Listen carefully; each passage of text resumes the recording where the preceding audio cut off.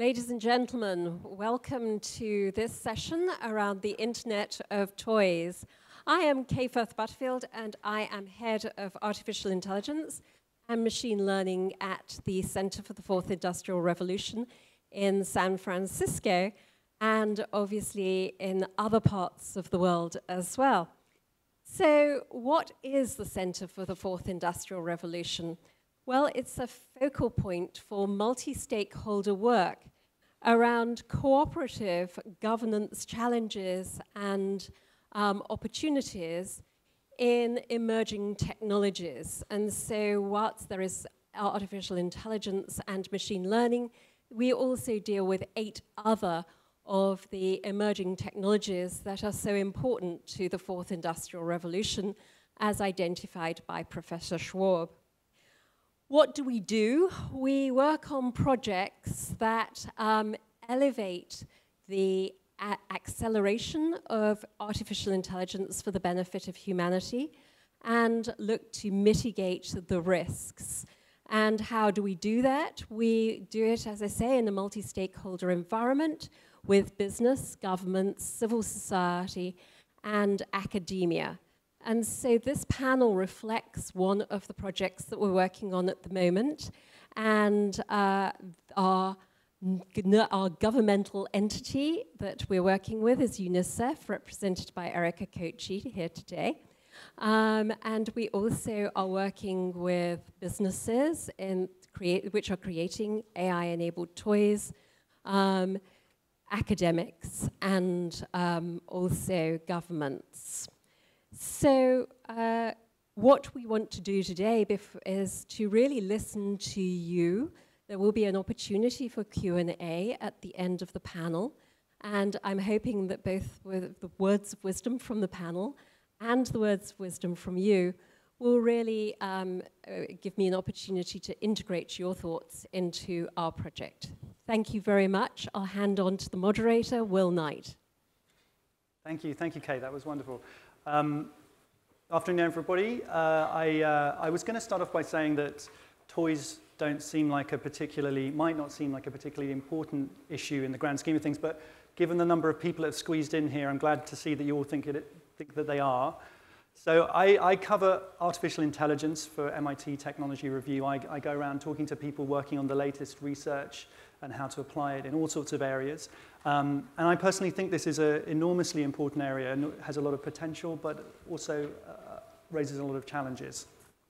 So I know you really come to hear from these people and to discuss with each other, but I just want to frame the issue a little bit.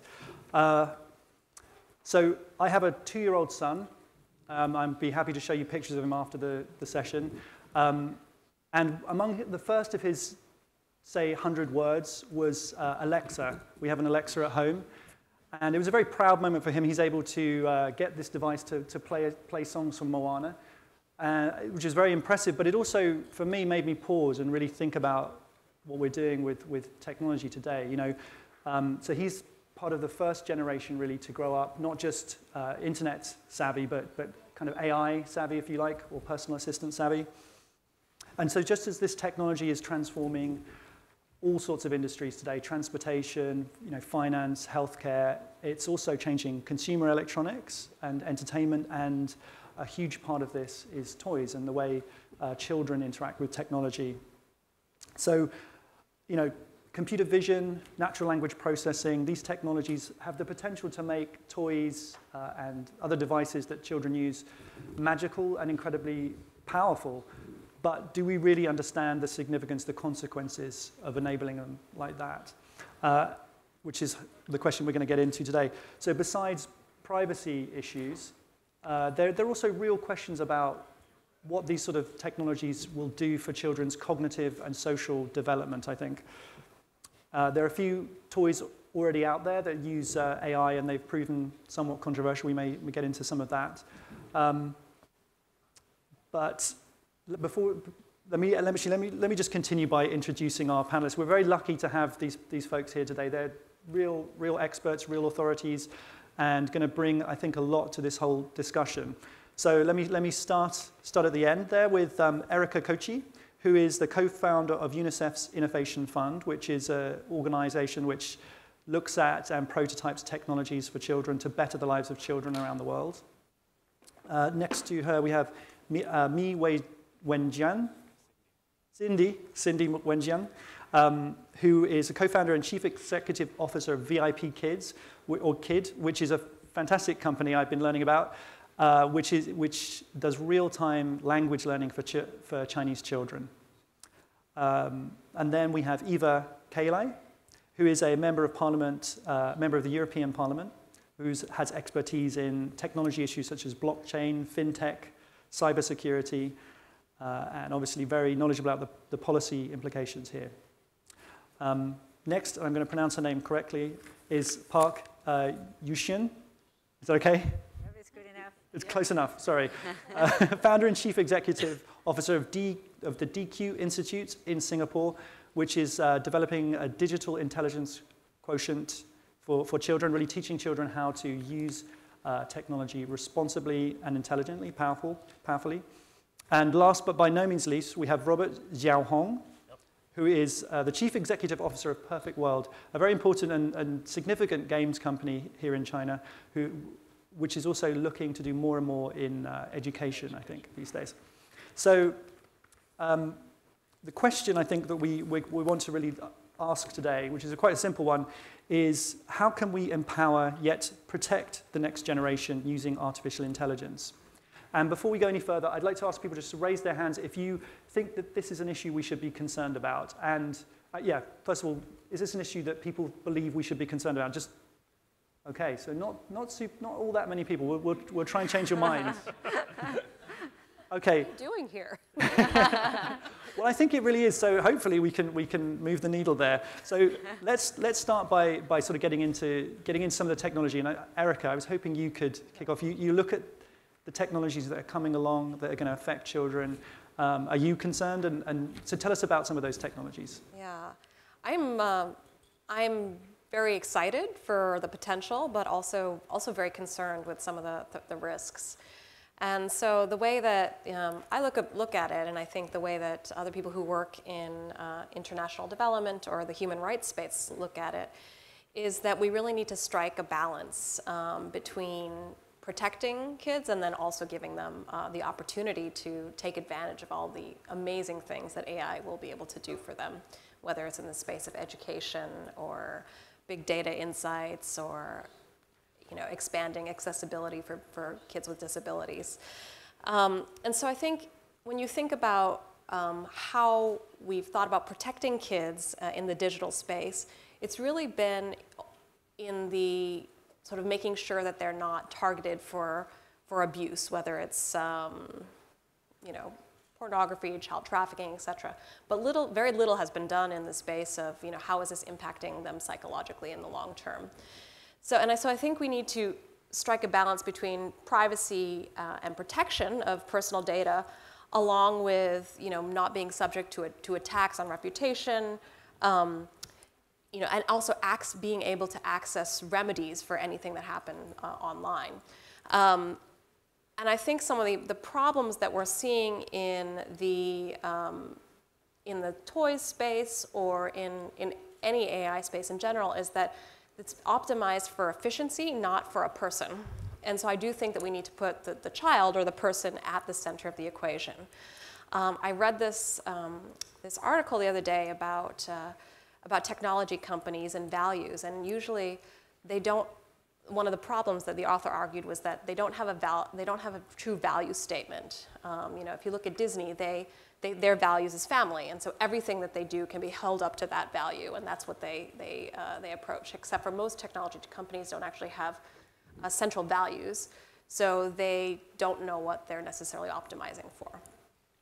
So at UNICEF, how do you establish those values? Because it's not immediately obvious how one defines how you should teach children here. So after the 2 world wars of the last century, all countries in the world signed something. Pretty much all countries in the world signed something called the Universal Declaration of Human Rights, which was established the rights of individuals as a sort of a central guidepost for all countries around the world.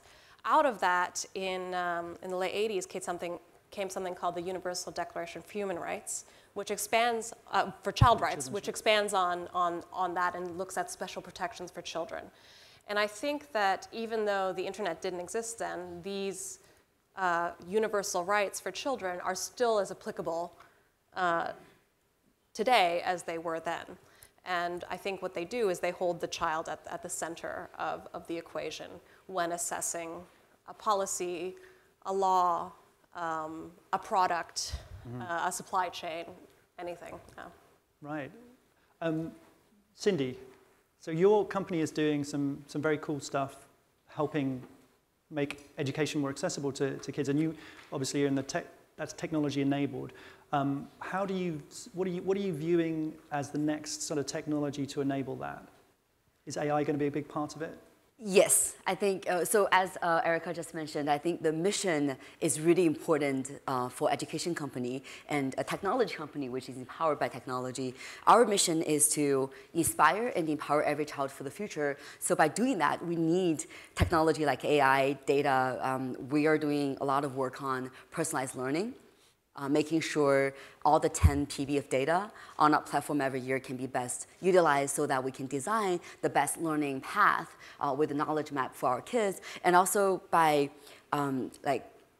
getting more access for students to get to talk to teachers, and also great content. Learning equity is also made available when we launch programs like rural education, live streaming teachers to rural classrooms when they never had access before. But I think it's really important though, as Erica mentioned, the platform responsibility is so critical that a technology company has to understand how much you have on your shoulders. So we made sure that our security level of data, all the ISO standard, and all the highest standard possible with our National Ministry of Security Bureau get all set up so that our children's security of data can be best protected.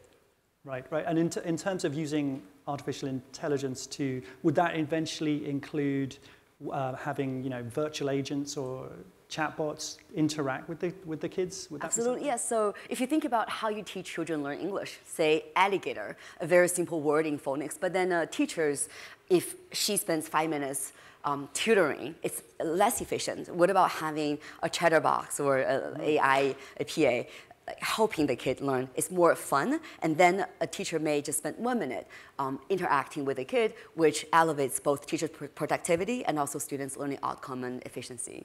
Yeah, you can imagine it must be possible to design those to really hone in on what a specific child's weaknesses are and help them learn much more effectively, right? Absolutely. Yeah. So Eva, tell us how you're thinking about this from a policy perspective. So basically, I'm working a lot on artificial intelligence, blockchain, new technologies, and the implications and the impact that they might have. And I have to add also fake news. Why do I add that? Because with all these new technologies, we understand that it influences us in a way that we don't still understand the impact of how we can be manipulated, our perception of reality. This goes, of course, to children, because artificial intelligence is something that we have not explored yet, its implications in several aspects. So I had an event like a week ago on video games that can be educational. They can provide us with, basically it can be useful for to receive and collect health data from children. It can be used to educate them. It can be used to help them learn history, geography in a visual way. And I do believe it's an amazing tool. But the problems that we have to face is the psychology of the children and the emotions that this could create to them. If there are robots that they have, that are humanoids, how they will be feeling connected. You know, children can be connected to their dolls. If they lose it, they feel they lost somebody very close to them. Imagine if they have an interaction to them. Besides that, we do have issues of surveillance. For example, we can use these games since they collect data and they are connected between, the devices are connected. they can have data for our children, even if they have a problem to learn fast, even if they have a problem to speak well. This data, we have many cases that were leaked, and this means companies can get them. This means our children are exposed. So security in games, they don't exist yet as much as they should, not just for kids, but for everybody. So we have to make sure that we keep these balances. With GDPR, we do have now forced the companies to make sure that they know who is responsible for this data. And especially for children, this is something that should keep us more sensitive. And for feelings, that I said before, the manipulation of the feelings of children, if you have toys that interact and they use artificial intelligence, which means they actually can have a dialogue with their children, how this dialogue would be developed and where this could lead our children, if parents are not also educated, it could actually be scary. You know the games that we have, that children play on their phones, and they lead them to do some of these challenges, and then in the end they commit suicide. And parents have no idea how to control those. So I would add that, like, close to the internet, and since nobody is like concerned, I would say children are more sensitive, and you don't understand how these toys can create some issues to the psychology, and how this can be manipulated, even by hidden marketing, I would say. It happens with adults, it happens with their parents, it can really happen with children. So it's a big issue that we have to discuss, and I think in the second round I can talk a bit more about the feelings and the likes of social media, because this could also be part of our discussion. Yeah, absolutely, we should get into that. I think that's a fabulous point about language development. I try to be loud. Okay. So I'm very interested in language learning. It's a huge part of human intelligence. It starts incredibly early, and there's established science showing that children who learn language more from, say, watching television, learn it way less effectively than they do if they're interacting with people. So, there are real questions about sort of social cognitive development that we need to think about here. Yuhyun, sorry. Yep. Tell us a bit about how your company is sort of thinking about these challenges. So DQ Institute is a think tank to think about what is the digital skills, the digital literacy that children need to have in this age of AI and interconnectivity. I myself is trained as a data scientist. My PhD is in informatics. So I worked on the AI area. But today I want to talk as a mother of 2 kids. I have 9 and 11 years old. So this is just a topic that really talks to my heart. So, well, let's forget about AI. So think about the teenage boy.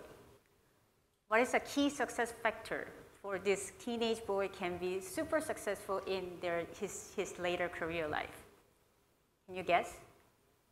Is it going to be high IQ or tech savviness? Well, surprisingly, it was a wisdom that I got from my friend, Mr. Tony Little, who was a 10-year headmaster in an Eton school. He told me, surprisingly, the secret is the love of his mom. Seriously, that's what he said. It's the love of his mom. And it is a well-known fact that up to 5 years old, the children develop their cognitive and brain function as well as social-emotional learning and character building. About 90% are formed. What is most important up to 5 years old? Is it going to be AI interaction? No, it's going to be, again, love of parents. And now we are thinking about future educations. Why we are talking about AI-based learning? Because we want our children to be future ready. So I worked together with OECD to think about what is the future readiness? What is the core competency? What is that? Is it AI data actually literacy? Yes, it's one part of it. But one consistent, most important feature is agency of children. Children who has initiative, who need to be resilient, who can be patient, who has original thinker, These are the quality that we want to foster in our children. So with that stream, is it really important for us to have this smart toy? I want to challenge from there. A lot of time we inject the technology for the sake of technology, not for the sake of children's development. So we have a study this year that we published together with the World Economic Forum. We look at 8 to 12 years old. What is a cyber risk among 8 to 12 years old across 30 countries? Do you know average? 56% of our children are engaged. It's 8 to 12 years old. Either cyberbullying, game addiction, offline meetings, or online sexual behavior. More surprising part is that developing country has much more higher compared to so-called developed country. It shows very vivid evidence that unless we equip children with the right competency and right agency and right responsibility, technology comes second. So I'd like to actually, of course, there are so many issues that we have to touch upon about privacy issue and a lot of fake news manipulation and all this. But I'd like to actually relate it to the children. We want to come to the basic. We want to think about what is the thing that we want to put our children in.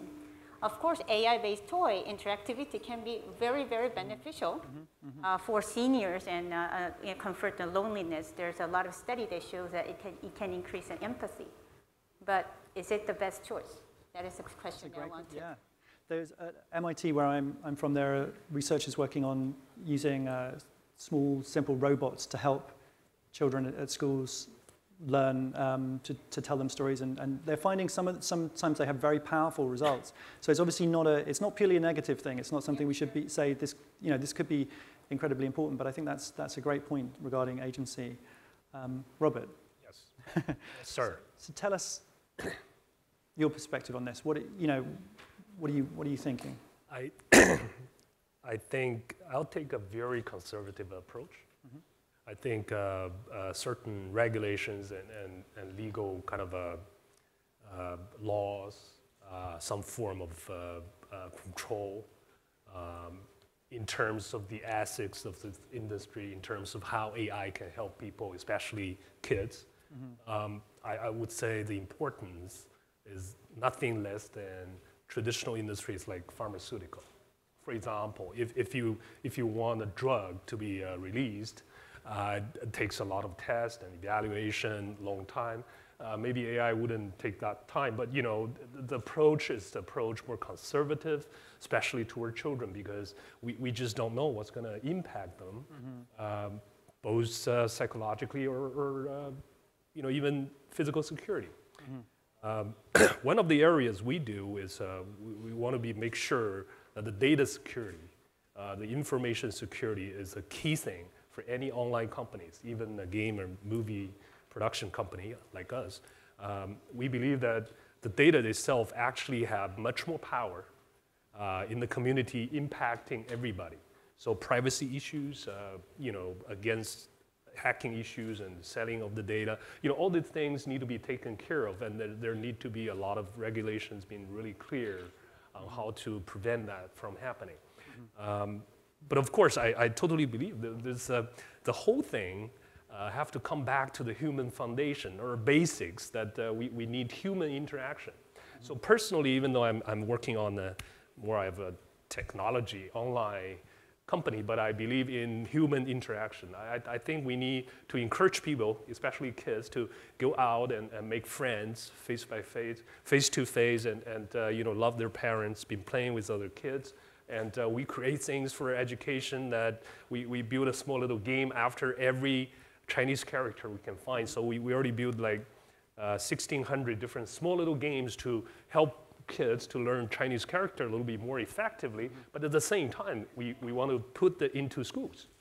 So how do you encourage kids to get out? Yeah, like I said, we put it into schools. Okay. We don't just release it online. We just encourage schools to use it, because we run a chain of kindergarten in China as well. So the kids, we encourage them to learn at the same time they can exchange. They can talk to each other. Okay. They can exchange with their parents and with their teacher. And we encourage parents to really use the same tool with kids as well, because you know, parenthood actually is the key factor for kids to grow up successfully. I totally believe, you know, but I love my mom, and I go back and will love her more because I want to be more successful, right? Right. I just wanted to say one thing. Is it this working or nothing that I have? I don't think so. I just wanted to say that some parents, I think maybe this is a discussion about the parents mainly, they don't control the kids to, as you said, develop some values and first starting to be more healthy with their interaction, the human interactions. I have seen, and I think all of you have seen, parents that they want to go for coffee with their kids, and they have this iPhone babysitter, actually. They give them an iPhone, they give them an iPad, and they disconnect from their children. And then suddenly, whenever you feel you want to talk or do something or learn something, you go online. You don't go to your parents. You Google search. You don't ask your mom or your dad. And this is a huge problem because the impact we don't know. And if you don't have, I mean, if I ask you what would you like your children to be, like super smart and connected, like from the age of 1, or would you like them to be normal kids to start playing out with their friends and create this, like, develop these values and their different mindsets, and then whenever they start working, be able to control technology, not the technology to control them. And I talked about manipulation of perception. This happens also with us, with adults. So we've been working with fake news, and I said, like, okay, you don't need fake news to create fear. You just need a concentration of scary news and bad news to create fear and manipulate our perception and feel that, like, suddenly everything is happening when I open my door and I don't feel safe anymore. Imagine how this can affect our children. And how many children stay at home because they play games or they are stuck on their phone. So I think we need to develop a new set of rules for education, for teachers and for parents, to tell them at least what is the best possible way to use this new media, these new technologies, the sensors, basically the dangers that exist. You know that with these new gadgets that we don't have still in my country, in Greece actually, but they can be online all the time. They can listen to what you say in your house. They can take photos of you without you knowing. They can be sharing videos of you. This can be really scary if it's being left as a babysitter for our children. And this is like a very, very, I think, strong point. Yeah. Because I guess I'm a parent and also I work on the parental education a lot. I want to share my experience in Singapore. I worked together with the Singapore government to run the parental campaign, parental seminar, to teach them about how to help their children to be safe online. And parents are a difficult group. Parents are difficult groups. We're concerned, but we don't want to get taught. Yeah, we have our own way to do this. We are all exhausted after work, and then we come back home, and kids are not listening to us. And, and you know, it is easy for us to, just give the device for 10 minutes.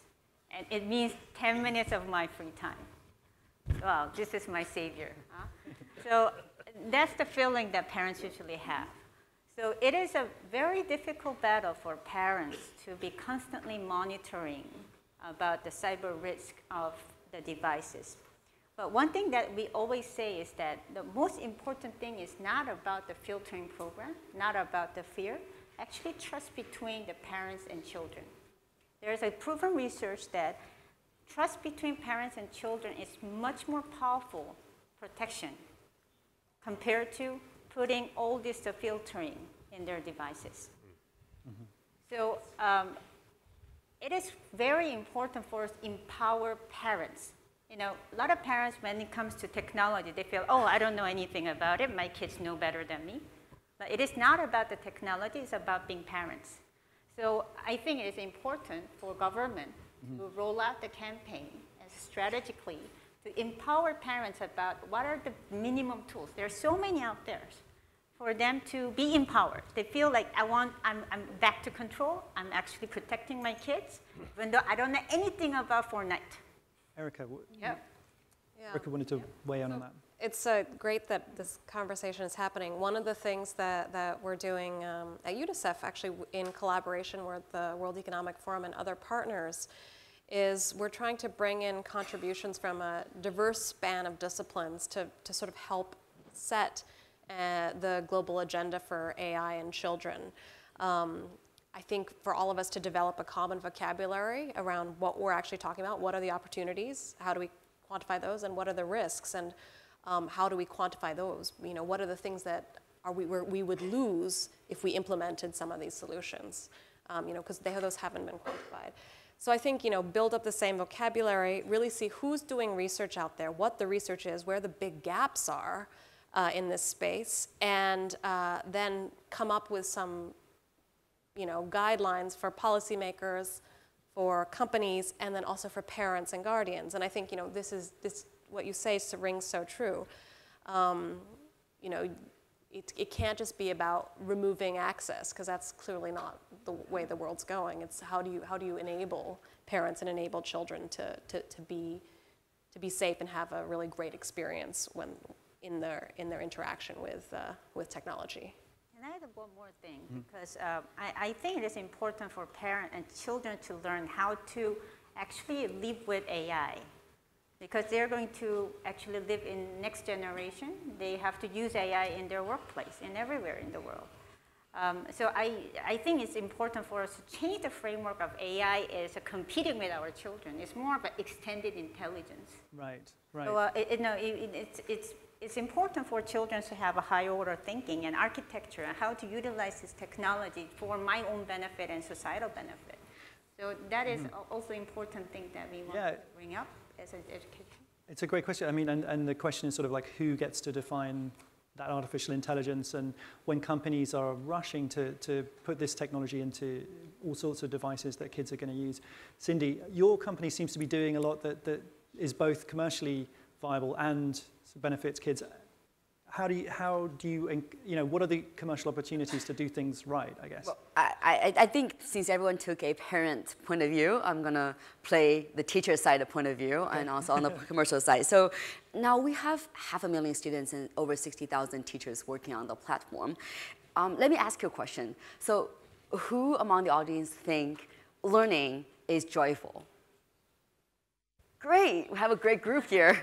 Well, if you ask anyone out there, 98% would think it's painful, right? If you ask the teachers, how many do you think would be thinking teaching is joyful instead of painful? We just had a Times article came out the day before yesterday.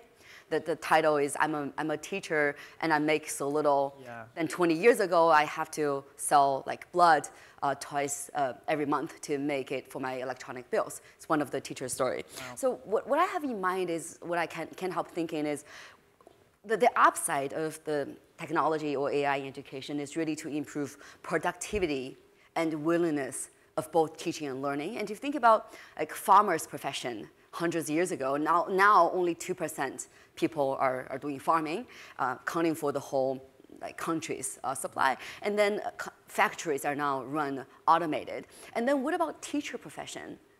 200 years ago, teachers taught the same way as we're teaching today, and so that's probably not the reason, one of the reasons we're not getting paid more.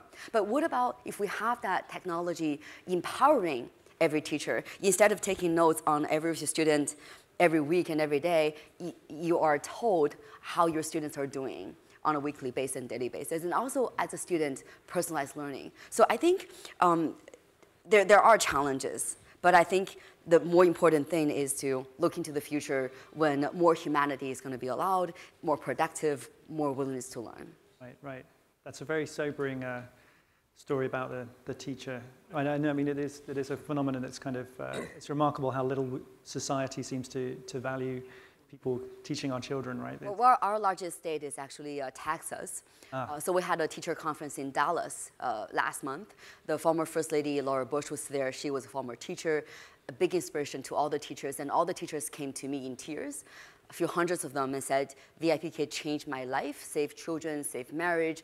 I'm making an extra $2,000 a month, and it's so important to me. Wow. So is part of your vision the idea of, just as Yuhyun was talking about, enabling or augmenting the intelligence of children, augmenting teachers and making them more... Making them more efficient and productive. I think technology is to connect students and teachers where it's not possible before, better matching, so everyone loves each other, we're having fun, and then be able to coach the teacher to teach better, and then guide the teachers while they're in the classroom with the kid. Right. Online. Robert. Yeah, I was just about to comment on that. I'm actually looking myself. I run a business. I'm a business executive, and the business happened to be a game and education, all these tools. But at the same time, I'm a father as well. I have an 8 and 10-year-old, pretty similar to yours. So I've been able to observe them, and I gave them certain tools that I produce. This Chinese character learning thing has been passed on them. I observe them, and of course I give them games to play. My son loves Minecraft. That game is a great tool in terms of having this curiosity and creativity. A lot of him.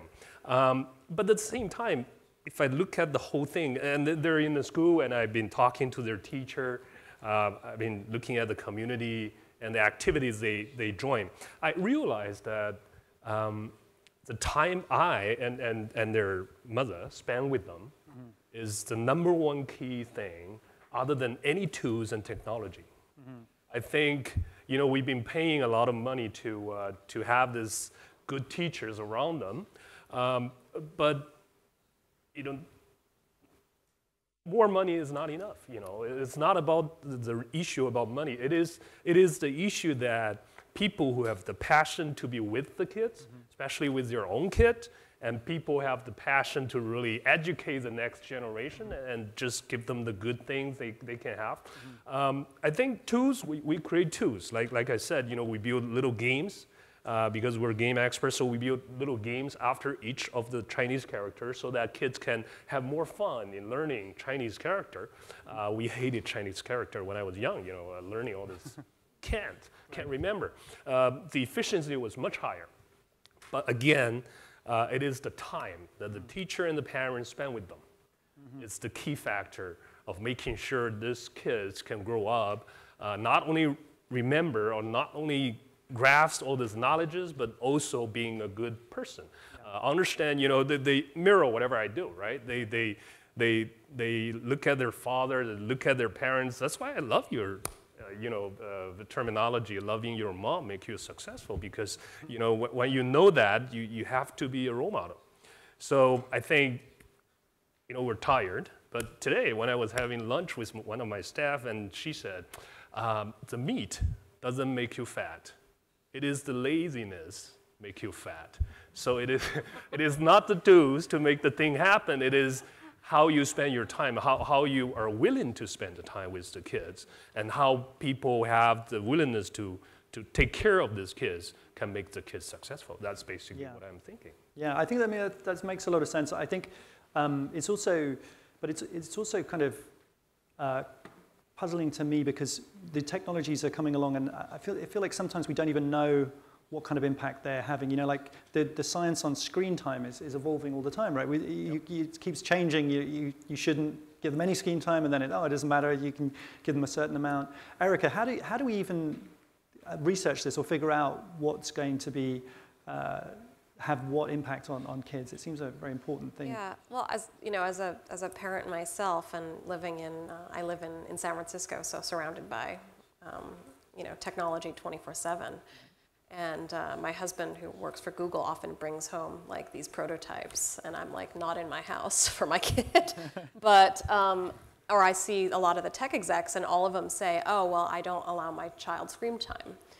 I mean, I feel that if the people who are developing the technology don't want their kids to be interacting with technology, I think it says a lot for us not knowing enough about the potential implications to go forward and try to bring these technologies that we don't know the implications of out to many, many people around the world.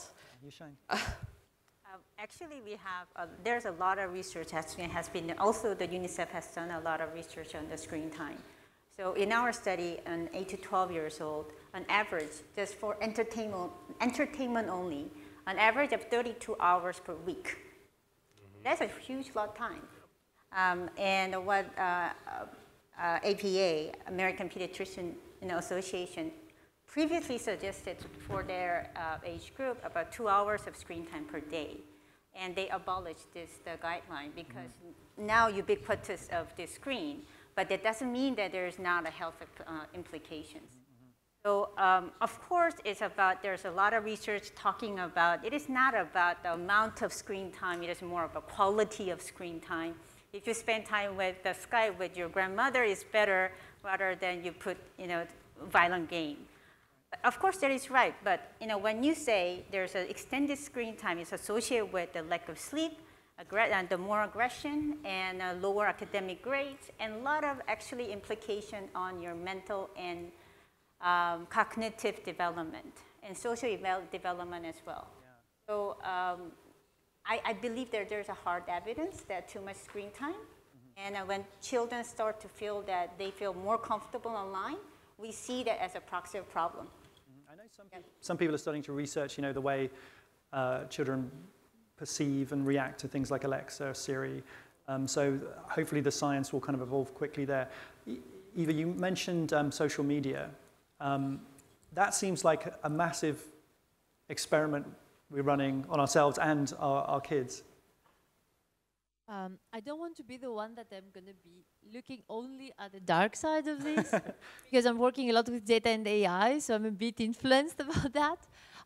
But I'll tell you, because we're trying to find new policies for the future education and our children, how they can compete with machines, always have a job.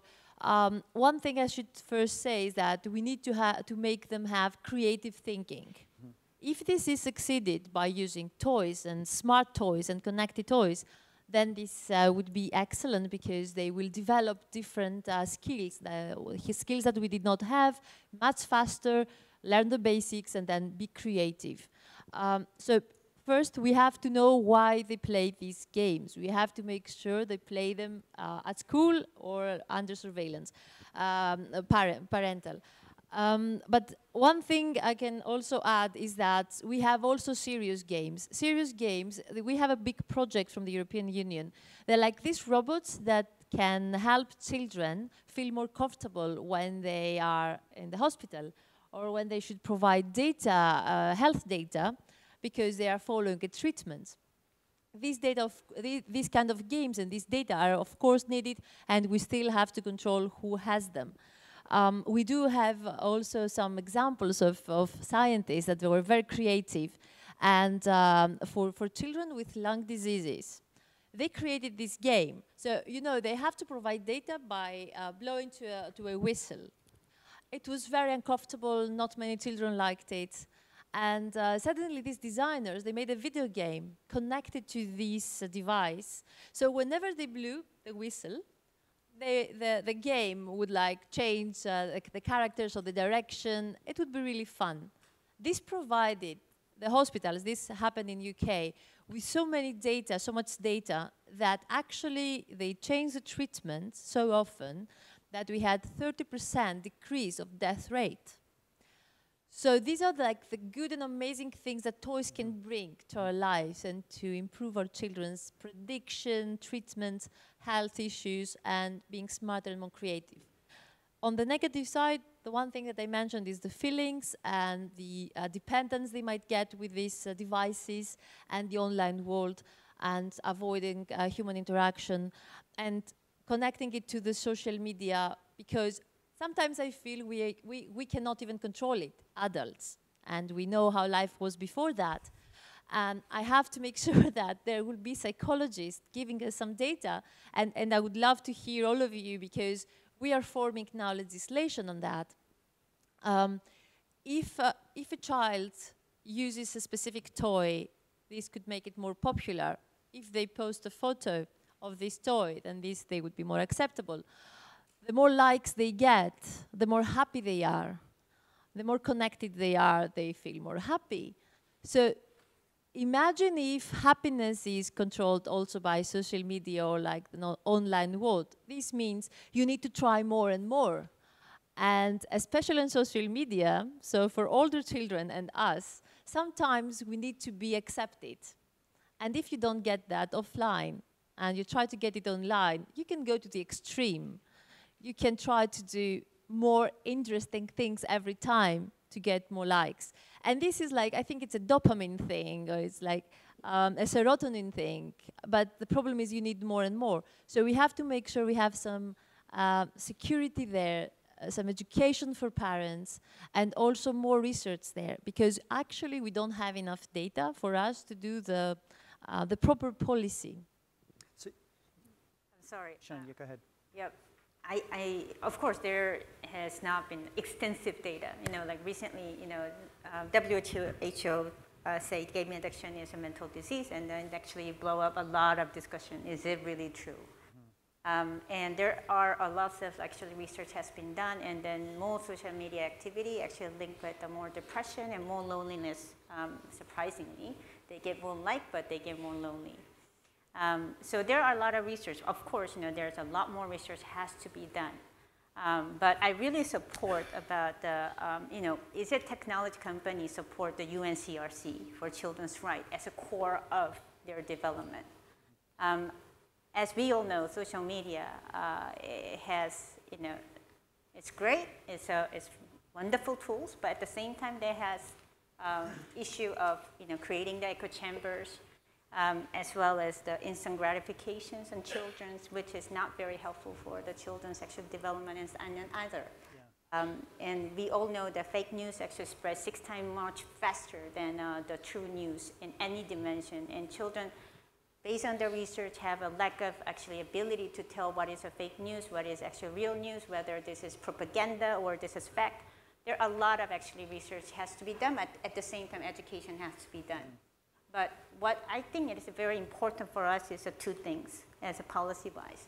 Number one, we want to actually ensure that sustainable development goal does not apply to all just in physical world. It has to apply to the, digital world. Mm-hmm. Having the UNCRC has to be core of a development when it comes to children actual development. I think there should be a lot of initiatives that can be done better. And the second part is about the education and children's education about how to discern. We are putting children into the uncensored, unfiltered digital world without any protection and any actually education is completely wrong. Mm-hmm. For us to put a systematic way to children to put their inner filter and discernment and creative thinking is very, very important, I believe. Right. So I think, these 2 parts of education part as well as tech part has to work together to ensure. I'm sort of curious how you would go about regulating something as abstract in a way as artificial intelligence and the way it's used.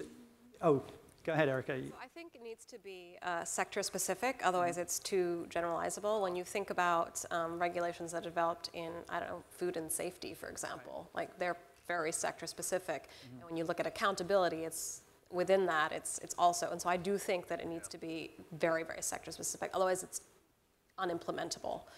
I also think that we can learn a lot, especially for children, from how advertising has been regulated. Mm-hmm. So looking at, for example, not marketing for tobacco products to children or sugary drinks or things like that. Obviously, it's more complicated when you get into AI, but I do think the key thing is like thinking about what's best for the child, and then also where does accountability lie when sort of those rights have been violated. Who does it lie with, and how do you access remediation? Right. Cindy, do you have a...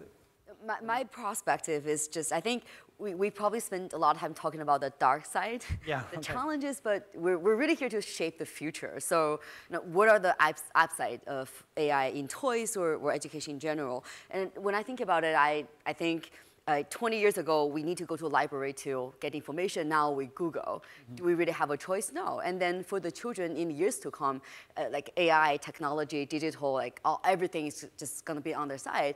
So like, had a little example. We just launched a program where a child learning Mandarin, mostly in the US, and then the children in China get connected, and they are in this one-on-one session tutoring each other. So of course the question the Chinese kids ask is, have you eaten?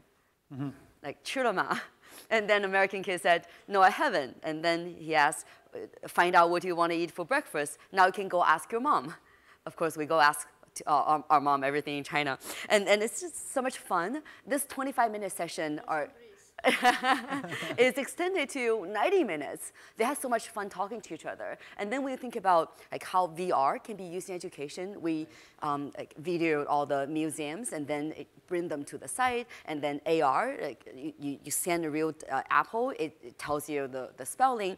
And then like AI, we have a dino toy that a companion to our children at PA that learns with them. So like all these possibilities has so much bright side on like efficiency, productivity, like willingness to learn when it's properly designed and then implemented in our system. I think it's just something that we should probably spend some time discussing. Absolutely. Robert, go ahead. I think when we talk about technology in general, definitely technologies are helping people to have more efficiency and effectiveness in terms of education, everything. But AI, my personal feel was that AI as a technology would have some kind of special impact that we cannot just treat them as the same technology as we demonstrated. For example, what we were trying to do, we were very, I'm very sensitive to AI. What we do is we try to use it small step by step. For example, we create a pattern recognition AI. It's only used to recognize a game map, analysis the behavior of people, try to improve the design in terms of that piece of map. So this is not really interacting or working directly with any consumer stuff because we are not sure what kind of outcome. But there's so much outcome, like personalized learning, AI tutor, which will bring like low cost, high quality, accessible teaching and learning to all. That's totally right. That's my point. It's more like when we talk about AI directly interacting with people, we know that's not the tool who holds the evil thought, right? The evil always is the people who are using the tools. So that's why I totally agree. We need to have certain kind of regulation which is applied to this special field. Yeah. And ethical standard, especially toward kids. And people like us being very careful because we have kids, we understand the sensitivity. We want to apply this step by step in a very small kind of a limited or restricted area. We create more experiences in terms of games. But we're just trying to avoid that direct interaction between any kind of AI product with our consumer because we don't know what kind of impact we'll have toward our consumer, especially for kids. That's very interesting, yeah. Wow, okay. Well, I want to open it up to the audience a bit. I know we've got a lot of very smart people here. I'm recognizing some big names in AI in the audience. So please raise your hand if you have a question for the panel, if you'd like to make a statement. I'm curious what Shaun thinks about this. Nobody got any questions, any thoughts on this technology? Somebody must have Shaun, can I here encourage you to weigh in? and experience. So just introduce yourself and tell everyone what you do. Yeah, look, so I'm Shaun Gould, CEO and founder of Primer. We specialize in natural language processing and understanding. I think for me, this is fascinating listening to the kind of the conversations across this. I think regulation is extremely difficult. I sort of yet to kind of think of a good way to regulate what's effectively a set of mathematical optimizations. So I'm not sure on that. That's one bit. I think the second bit is coming through it. I think one of the things that struck there is like we're going to be living in this world. Like I think that ship has sailed, and our kids are going to be living in it, right? So it's not kind of like they've got to get comfortable with it, right? I think through it. So I don't know. Creating the stuff, the regulation I think has got to come from the companies that are building it. I think the values piece of it really stands out, and I don't know, like it's coming through from a kid's perspective in this world. It's like we're going to build a world with AI that they're going to live in, whether they like it or not, and we're not quite sure how to regulate it. So that scares me, right? That's it, yeah. I've yet to hear like a strong regulation argument saying we should regulate it this way, right? All the regulation comes much later, and it's just over the top, right? So the most regulated kind of algorithmic space is the financial markets, right? And so we have $1 trillion of a flash crash go, and 5 years later we have a thing which is like, I think maybe we figured it out, but kind of not sure, right? And that is so, the SEC is so far ahead on regulation of algorithms, and they can't for 5 years figure out that dynamic. And we're trying to say we're going to do that across everything that kids are interacting with. It feels impossible. So I would characterize it as kind of like this world, we're running an experiment, we don't know the outcomes, and the companies that are creating this stuff like don't tend to kind of have strong value judgments as to what's right or wrong. Yeah. Like, I'd rather not be a kid today. Right. Eva, do you want to weigh in on that? I have to take it, this? Yes. Okay. So let me just say, whenever I talk about regulation, people are a bit defensive, but I usually say it in the best possible way. So basically to make sure that we're going to provide citizens the options and the tools to be able to protect themselves and their children, which means better education, to mean information, to have an option.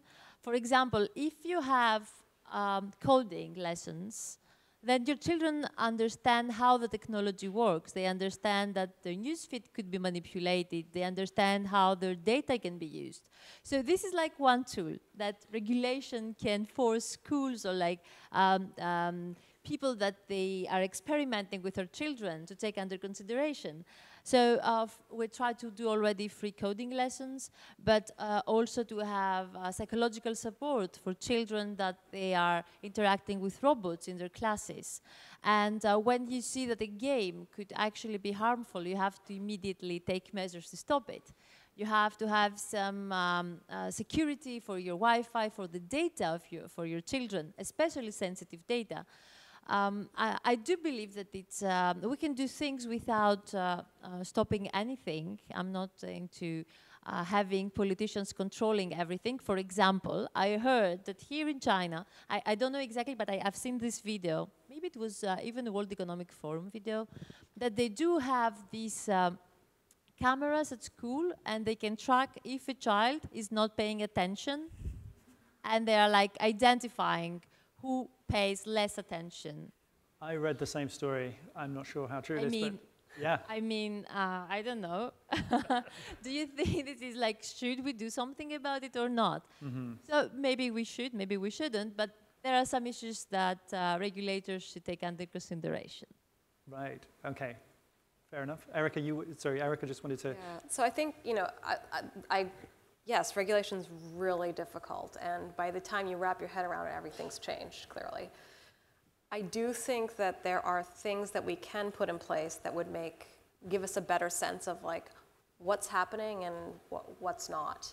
The one piece of regulation that I'm actually pretty inspired by is the UK Modern Slavery Act, which is nothing to do with AI, but companies that have over sort of a certain headcount in the UK have to report on what's happening in their supply chain, to make sure that there isn't modern-day slavery happening in it. And what happens is that they publicly report on it, and they're not, necessarily given a slap on the wrist. What they're done is evaluated the next year of how they fixed it or not. And I think that when you think about AI or machine learning, that's not in place at all. And I don't think that people are going to open their algorithms or their data sets, but I do think that hiring like an independent auditing body that would be under NDA to come in periodically and look at like, do you have the best interest of a child, or are they a human at heart, or what? Shaun, you don't think this is possible? You're looking very, very cynical. We don't even know how to understand the algorithms. We couldn't tell you exactly. Then maybe you shouldn't be using them when it comes to children.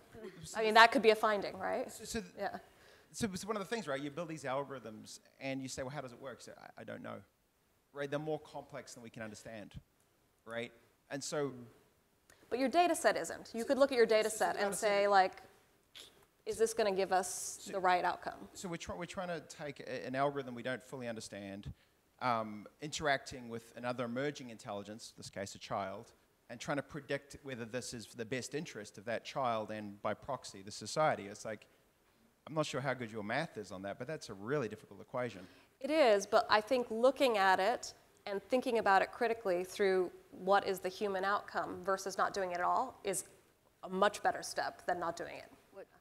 What about starting small, starting from simple things like how do we tell a story to a kid, or how do we tell them, coach them to learn a word, a vocabulary? I mean, starting maybe something small and then cumulatively expand to more applications when it's more in control. Sorry, Yuhyun, yes. Because I worked with the Korean government a long time ago to regulate the actually malicious comment online, which is like AI, cannot be controllable. And we've done the extensive research, and our conclusion is not working. No matter what the government tried to very forcefully do, it has been somewhat fail. So it's proven by research that when the industry really rapidly grows, it's very hard to regulate, and it's also very hard to self-regulate. So only models, everybody agrees, is about co-regulation. So it's like theme of World Economic Forum, right? PPP, private-public collaboration and understanding. But when it comes to children, I think we need to have some sanction, right? Like you say, most of machine learning algorithm, the programmer themselves don't know what's actually, it's like a black box. And why are we using black box to the children when even we don't know whether this effectiveness is actually proven? So we don't really, and that's my first question. Do we need the toy to be smart? Right? Yeah, of course there are education value. I completely align with user case. Yeah, user cases and teachers with personalized learning. There's a lot of great examples that proven and it's working. Then it's definitely true that the education scene, the education industry, if you will, probably needs to be overhauled in lots of ways. And I think there are lots of ways that people will. It would be crazy not to use artificial intelligence, right? It's a question of how you sort of do it thoughtfully. And how you regulate it does seem like a very challenging question. I think it's just utilizing whatever the pharmaceutical industry has been doing. You know, it's like trials. You know, you got to run trials. You got to. But on kids, that seems. No, I mean, you can run trials on adults first, right? Okay. That's exactly what we do. We try people. We have a small group. You know, try out. You know how this thing works, and we try to collect data and to see the positive and negative impact on these people. And then we implant into our product.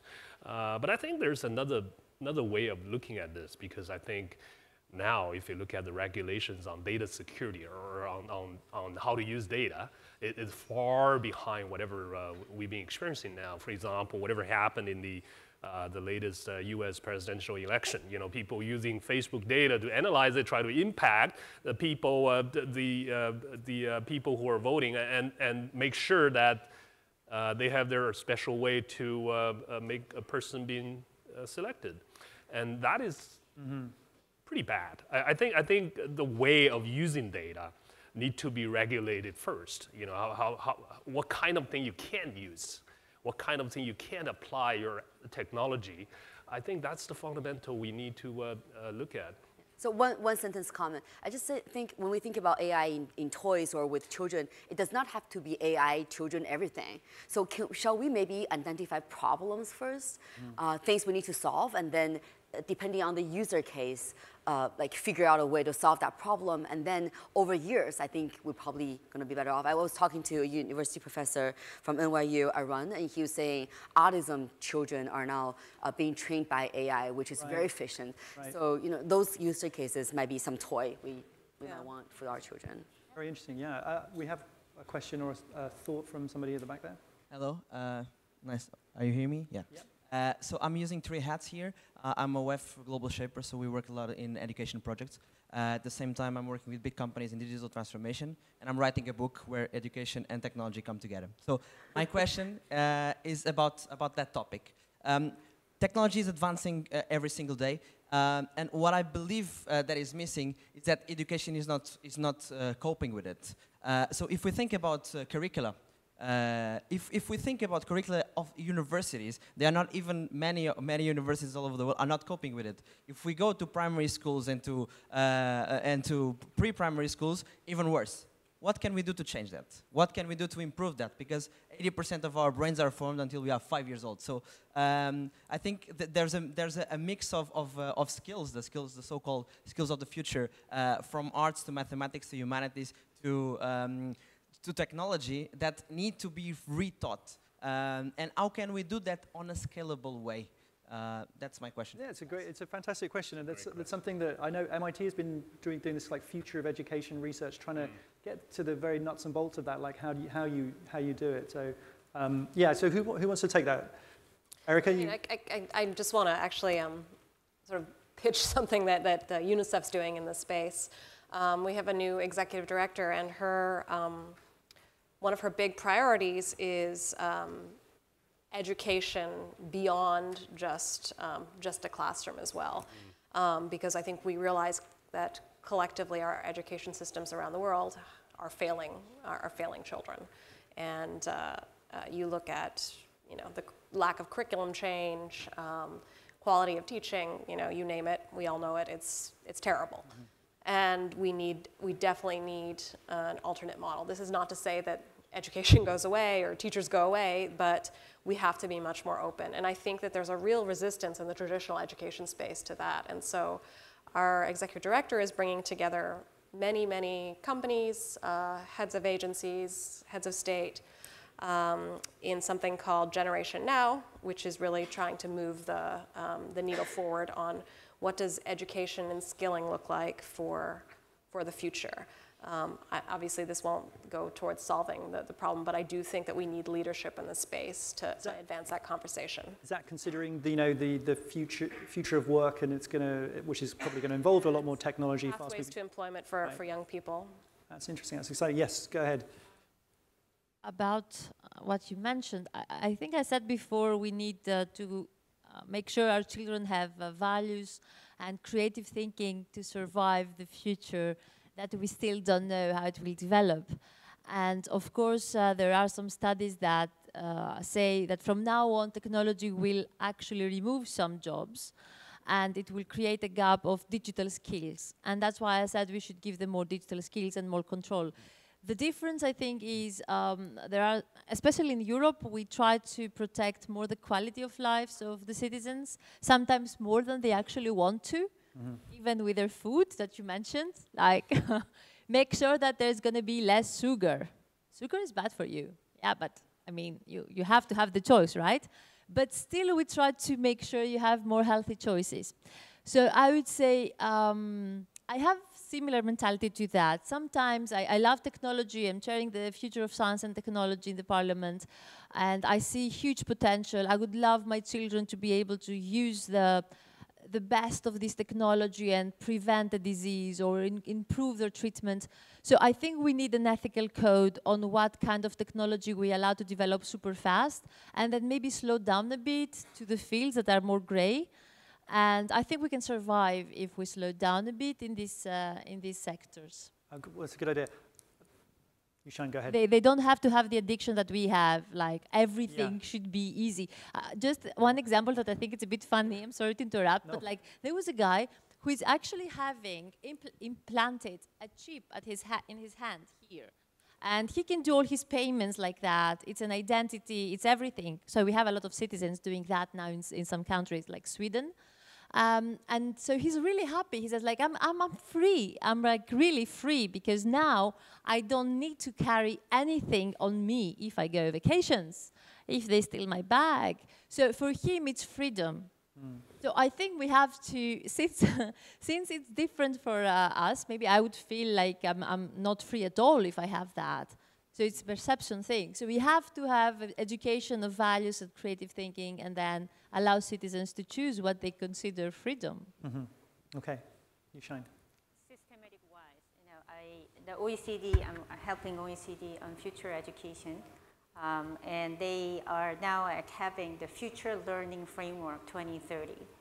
So one of the key changes of the future learning framework is that previously the learning and education system focusing on the education is for the economic development. So we train the children to become a job worker. But new education paradigm is about the focusing on the well-being of individual and societal well-being. That is the success of education. So that is a very big paradigm shift from, for the OECD-like government agency. So we see that, like paradigm shift is the number one things that government officials to everyone to think about now what is the goal for the education. And the second thing is about what do you mean by the future? We usually think about the future that we are told, right? We need to go to Mars to survive because the Earth will be deteriorated, within 100 years, according to Stephen Hawking, right? And we talk about, machine will take over job, all the gloomy prediction. That is the prediction we are told. But are we making the future we want? I think that is a very important question we have to put in our children's mind. We talk about agency, then we have to think about if we are going to talk about future education, what is the future we want to create? So I'd like to challenge you about what is the future you want to create and what is the education you're going to bring to your child to achieve the future. I think we have to reverse our conversation. Robert? Yeah, in the past 20 years, actually, the biggest and most involvement of the projects I personally involved was leadership development. I always believe that for executive, developing people is number one job. The second is developing business. So I deeply believe, I'm not a curriculum or education expert, but I deeply believe there are three factors in terms of effective learning for people, maybe including kids. The first one is experience, making sure that the curriculum has something that people can practice, can experience the failure and success and learn from there. So the actual practice itself is so important in terms of learning. And the second is reading, of course. It's actually a learning from vast amount of history and people's failures and successes. So I always encourage my kids to read, and then all these things can be embedded with technology because I use Kindle. I don't need to carry like heavy loads of books, but all kinds of technology to help you interactive or voice or all these listening tools help you to read. But that part is actually give you more exposure to whatever people been failed or been successful. The third one actually is human. I totally believe no matter what kind of robots or no matter what kind of tools you use, you have to have a role model, especially for kids. Somebody or a group of people who can show you how to learn and show you how they learn and their character, their concern for the future, their way of handling people, their capability of interaction with society, with the people, with the future. That is actually very important for us. We all have our coaches and mentors in our life, and especially our parents, and we want to be the mentors for our kids always. We want to be role models for somebody. I think that is the third very important factor. So no matter what kind of future educational goal we want to achieve, I believe the three would be very important in any kind of curriculum we build. Right, very good answer. I just want to, we're running out of time, so I just want to ask everybody to very quickly, and we only have a couple of minutes left, bring out the most important thing that you've learned or that's been thought-provoking from this session. And anybody can leap in who wants to go first, or I'll just go down the line. Erica? Start with me. Yeah. I think, unsurprisingly, it's this balance of where do we draw the line for being in the world of tomorrow and technology and protecting our most valuable asset, which is our children. And it's incredibly complicated, but I think the child is the well-being of the child is the central argument. Here, I agree with that. Cindy? Yeah, I am greatly inspired by the last question where asking us to think about where the future of tech and education.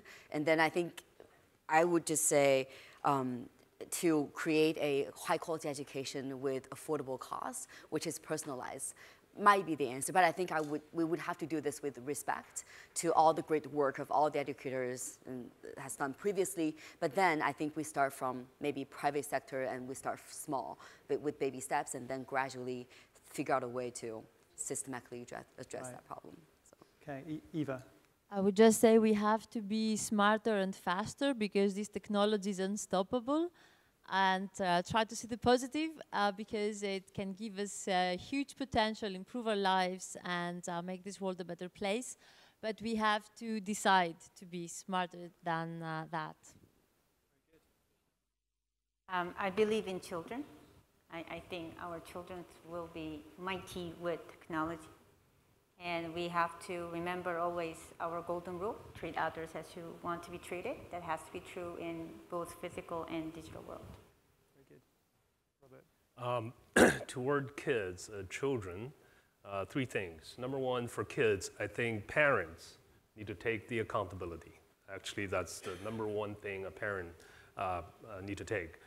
For the government or any governing body or society, there has to be a regulation, figure out a way. Lastly, for entrepreneurs and people who create tools, need to have the standard, have the ethics, have the value system that govern or make sure they don't do evil. Very good. Well, I've personally been inspired by how much you people are thinking about this incredibly important issue, and I'd like to thank you. I'd like to thank everybody here for coming. Please give these people a big round of applause. Thank you.